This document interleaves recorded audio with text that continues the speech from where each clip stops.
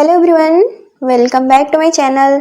आज है 27 जून और आज हम लोग पढ़ेंगे 27 जून के सभी इम्पोर्टेंट करंट अफेयर्स के क्वेश्चंस को और साथ ही सभी क्वेश्चन से जुड़े इम्पोर्टेंट फैक्ट्स भी डिस्कस करेंगे। तो चलिए स्टार्ट करते हैं आज का सेशन। आज का पहला सवाल है, हाल ही में घड़ियाल प्रजाति संरक्षण कार्यक्रम का उद्घाटन किसके द्वारा किया गया है? तो हाल ही में भूपेंद्र यादव, जो कि केंद्रीय पर्यावरण एवं जलवायु परिवर्तन मंत्री हैं, इनके द्वारा घड़ियाल संरक्षण कार्यक्रम की शुरुआत की गई है, जो कि कतरनिया घाट उत्तर प्रदेश के गेरुआ नदी में घड़ियाल के 7 बच्चों को छोड़कर इस कार्यक्रम की शुरुआत की गई है। इसका उद्देश्य है भारत में लुप्त प्राय हो चुके घड़ियाल को संरक्षित करना। यह पहली बार साल 1975 में लॉन्च किया गया था, जो कि चंबल नदी क्षेत्र इटावा उत्तर प्रदेश में लॉन्च किया गया था। उत्तर प्रदेश वन विभाग और society for conservation of nature द्वारा लॉन्च किया गया था। तो आंसर हो जाएगा ऑप्शन ए, भूपेंद्र यादव। अगला है, हाल ही में किस राज्य सरकार द्वारा ट्रांसजेंडर समुदाय को ओबीसी का दर्जा दिया गया है? तो हाल ही में असम सरकार ने राज्य के ट्रांसजेंडर समुदाय से आने वाले लोगों को ओबीसी का दर्जा देने की घोषणा की गई है। साथ ही राज्य के आंगनबाड़ी कार्यकर्ताओं के पर्यवेक्षक स्तर के पदों के लिए 50% के आरक्षण की भी घोषणा की गई है। अब इससे फायदे क्या होंगे? तो ट्रांसजेंडर समुदाय से आने वाले लोगों को शिक्षा और रोजगार में लाभ मिलेगा, साथ ही सरकार की अन्य योजनाओं का भी लाभ मिलेगा। तो आंसर हो जाएगा ऑप्शन बी, असम। अब असम, तो असम की राजधानी है दिसपुर। यहाँ के वर्तमान मुख्यमंत्री हैं हेमंत बिस्वा शर्मा। वर्तमान राज्यपाल हैं लक्ष्मण प्रसाद आचार्य। हाल ही में असम सरकार द्वारा AI न्यूज एंकर अंकिता को लॉन्च किया गया था। अब असम सीमा किनसे साझा करता है? तो 7 राज्यों और 2 अंतरराष्ट्रीय सीमा। पूर्व में नागालैंड और मणिपुर से, पश्चिम में पश्चिम बंगाल से, दक्षिण में मेघालय, त्रिपुरा और मिजोरम से, उत्तर और पूर्व में अरुणाचल प्रदेश से, जबकि अंतर्राष्ट्रीय सीमा 2 देशों से। ये 2 देश हैं भूटान और बांग्लादेश। अगला सवाल है, हाल ही में किन्हें पेंशन निधि विनियामक और विकास प्राधिकरण का अध्यक्ष नियुक्त किया गया है? तो पेंशन निधि विनियामक और विकास प्राधिकरण यानी कि PFRDA के नए अध्यक्ष के रूप में शिव सुब्रमण्यम को नियुक्त किया गया है। इनका कार्यकाल 5 वर्ष या फिर 65 वर्ष तक है, इनमें से जो भी पहले हो, जो कि दीपक मोहंती का स्थान लेंगे। अब PFRDA पेंशन फंड नियामक और विकास प्राधिकरण, इसकी स्थापना साल 2003 में भारत में पेंशन क्षेत्र के प्रचार, विनियमन और विकास के उद्देश्य से की गई थी। तो आंसर हो जाएगा ऑप्शन सी, शिव सुब्रमण्यम रमन। अगला सवाल है, एशिया पैरा बैडमिंटन चैंपियनशिप 2025 में भारत ने कितने पदक जीते हैं? तो एशिया पैरा बैडमिंटन चैंपियनशिप 2025, इसका आयोजन 17 से 22 जून तक किया गया है। कहाँ किया गया है? तो थाईलैंड में। इसका आयोजन किसके द्वारा किया गया है? तो बैडमिंटन विश्व महासंघ यानी कि BWF द्वारा। भारत ने इस चैंपियनशिप में 27 पदक जीते हैं, जो कि 4 स्वर्ण पदक, 10 रजत और 13 कांस्य पदक। भारत इस चैंपियनशिप में पहले स्थान पर रहा है। अब स्वर्ण पदक किसने जीते हैं? तो नीतीश कुमार ने पुरुष एकल में, मनीषा रामदास ने महिला एकल में, नीतीश कुमार और तुलसीमती मुरुगेशन ने मिश्रित युगल में, नीतीश कुमार और सुकांत कदम ने पुरुष युगल में। नीतीश कुमार 3 स्वर्ण एकल, मिश्रित युगल और पुरुष युगल में जीते हैं। तो आंसर हो जाएगा ऑप्शन डी, 27 पदक। अगला सवाल है, हाल ही में IOC की पहली महिला अध्यक्ष बनी क्रिस्टी कोवेंट्री किस देश से संबंधित हैं? तो IOC की 10वीं अध्यक्ष हाल ही में क्रिस्टी कोवेंट्री बनी हैं, जो कि मूल रूप से जिम्बाब्वे की हैं और जिम्बाब्वे की खेल मंत्री भी रह चुकी हैं। थॉमस बाक की जगह लेंगी अध्यक्ष के रूप में। आईओसी की अध्यक्ष बनने वाली पहली महिला और पहली अफ्रीकी भी हैं क्रिस्टी कवेंट्री। इनका कार्यकाल 8 साल का है। अब आईओसी तो इंटरनेशनल ओलंपिक कमेटी, इसकी स्थापना साल 1984 में की गई थी। इसके पहले अध्यक्ष थे डेमेट्रियस विकेलस। तो आंसर हो जाएगा ऑप्शन बी जिम्बाब्वे।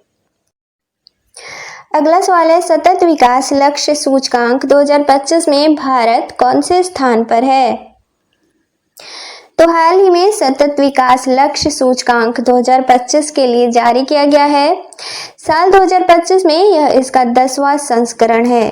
किसके द्वारा जारी किया गया है? तो संयुक्त राष्ट्र सतत विकास समाधान नेटवर्क यानी कि सस्टेनेबल डेवलपमेंट सॉल्यूशंस नेटवर्क के द्वारा जारी किया गया है। साल 2025 के लिए जारी इस सूचकांक में यूएन के सभी 193 देशों को शामिल किया गया है। भारत इस सूचकांक में 99वें स्थान पर है। साल 2025 में भारत का स्कोर है 67। साल 2024 में भारत इस सूचकांक में 109वें स्थान पर था। भारत पहली बार टॉप 10 में शामिल हुआ है इस सूचकांक में।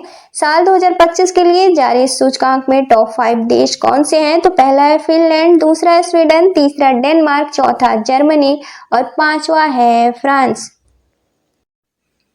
तो आंसर हो जाएगा ऑप्शन सी 99वें स्थान पे।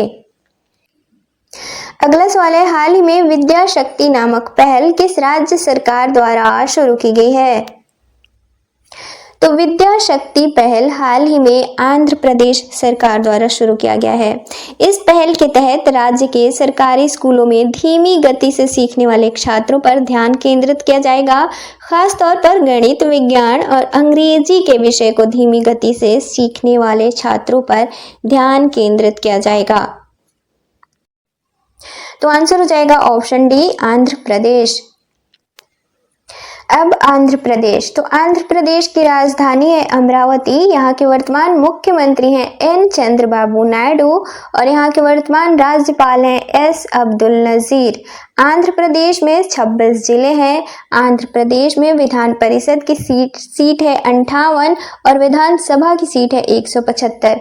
आंध्र प्रदेश सीमा किनसे साझा करता है? तो 5 राज्यों और बंगाल की खाड़ी से। उत्तर में छत्तीसगढ़ से, उत्तर पूर्व में उड़ीसा से, दक्षिण में तमिलनाडु से, पश्चिम में कर्नाटक और तेलंगाना से और पूर्वी सीमा बंगाल की खाड़ी से लगती है। अब कुछ और सवालों को वन लाइनर के तौर पर देखेंगे। तो पहला है हाल ही में किस आईआईटी द्वारा SC/ST उम्मीदवारों के लिए पहला विशेष PhD प्रवेश अभियान शुरू किया गया है? तो IIT दिल्ली द्वारा। अगला है हाल ही में किस राज्य सरकार द्वारा ट्रांस समुदाय के लिए OBC दर्जा और आंगनबाड़ी कार्यकर्ताओं के लिए आरक्षण की घोषणा की गई है? तो असम सरकार द्वारा। अगला है ITF J200 Glade best tournament कहाँ आयोजित किया गया है, जिसका खिताब माया राजेश्वरन ने जीता है? तो जर्मनी में। अगला है हाल ही में गोल्डन स्पाइक जो कि जेवलिन थ्रो से संबंधित है का खिताब किसने जीता है? तो भारत के नीरज चोपड़ा ने। अगला है डिजिटल सार्वजनिक खरीद में राष्ट्रीय स्तर पर शीर्ष स्थान प्राप्त करने वाला राज्य कौन सा बना है? तो उत्तर प्रदेश। अगला है हाल ही में अडानी ग्रुप द्वारा कहाँ भारत का पहला of grid green hydrogen plant शुरू किया गया है? तो गुजरात में।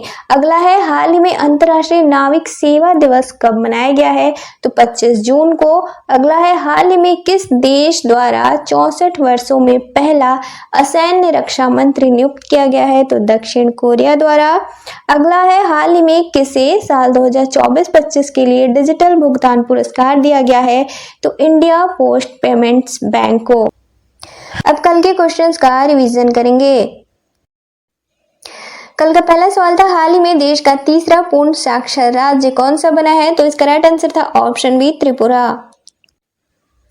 अगला था वुमेन लाइफ फ्रीडम नामक पुस्तक किसके द्वारा लिखी गई है? तो इसका राइट आंसर था ऑप्शन बी चौरा मकरमी।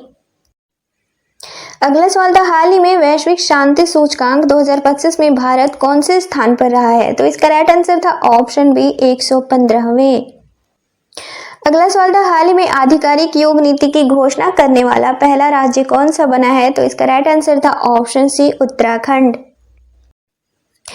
अगला सवाल था एससीओ रक्षा मंत्रियों की बैठक कहाँ आयोजित की जा रही है, तो इसका राइट आंसर था ऑप्शन सी चाइना। अगला सवाल था केंद्र सरकार की नव्या योजना के तहत कितने वर्ष की किशोरियों को व्यावसायिक प्रशिक्षण दिया जाएगा, तो इसका राइट आंसर था ऑप्शन डी 16 से 18 वर्ष। अगला सवाल था हाल ही में देश के 78 जल विरासतों में बिहार के कितने जल विरासतों को शामिल किया गया है, तो इसका राइट आंसर था ऑप्शन बी 2। और कल के वन लाइनर के सवाल थे, पहला था 13वां पासपोर्ट सेवा दिवस कब मनाया गया है, तो 24 जून को। अगला था साल 2024-25 के लिए डिजिटल भुगतान पुरस्कार किसे दिया गया है, तो इंडिया पोस्ट पेमेंट्स बैंक को। हम लोग कल इसे गलत पढ़ लिए थे। अगला था टेस्ट मैच की दोनों पारियों में शतक लगाने वाले पहले भारतीय विकेट कीपर बल्लेबाज कौन बने हैं, तो इसका राइट आंसर था ऋषभ पंत। अगला था ललित उपाध्याय किस खेल से संबंधित है जिन्होंने हाल ही में संन्यास लेने की घोषणा की है, तो इसका राइट आंसर था हॉकी। अगला था हाल ही में दिलीप दोषी का निधन हुआ है, वे किस क्षेत्र से संबंधित है, तो क्रिकेट से। अगला था अंबुबाची मेला का संबंध किस राज्य से है, तो असम से। अगला था हाल ही में किसने दूसरा क्वींस क्लब खिताब जीता है, तो स्पेन के कार्लोस अल्कराज ने। अगला था हाल ही में मणिपुर की लिंथोई चानम्बम ने बर्लिन जूनियर यूरोपियन कप 2025 में कौन सा पदक जीता है, तो स्वर्ण पदक। अगला था किस देश की एयरलाइन को वर्ष 2025 के लिए सबसे सुरक्षित सेवा एयरलाइन का अवार्ड दिया गया है, तो सिंगापुर को।